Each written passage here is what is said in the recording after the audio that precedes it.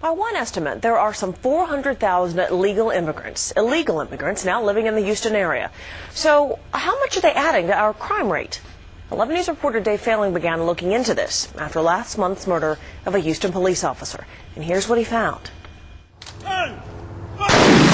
An officer buried. A controversy renewed. Protecting the border. The killing of Officer Rodney Johnson last month has become a political issue. The accused gunman was a Mexican citizen who'd once been deported, but was back in Houston apparently illegally.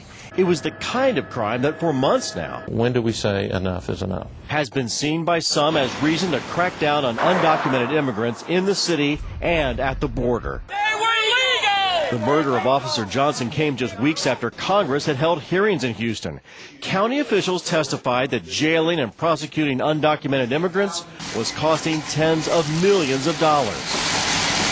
Do undocumented immigrants add disproportionately to the crime rate? And if they do, is that just one more reason to do more to stop them at the border or to apprehend them once they get to Houston?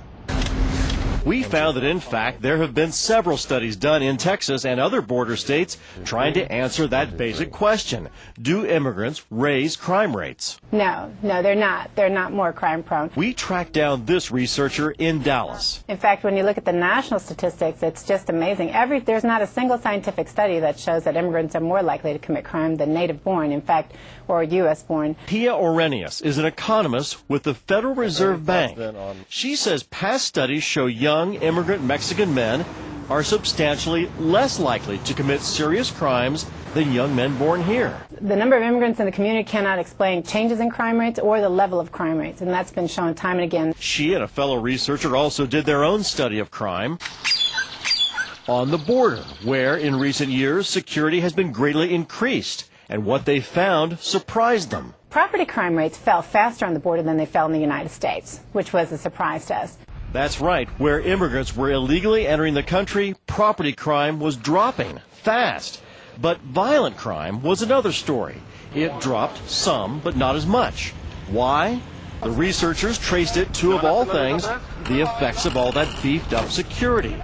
All those cameras and patrols are making it harder for illegal immigrants to cross, so they increasingly are using smugglers to help them. Smugglers who years ago were called guides. But we don't call them that anymore because they're not guides. They're actually more seasoned criminals. They tend to work increasingly in organized crime syndicates. Criminals who can sometimes have the illegal immigrants carry drugs and involve them in other crimes where violence becomes more likely.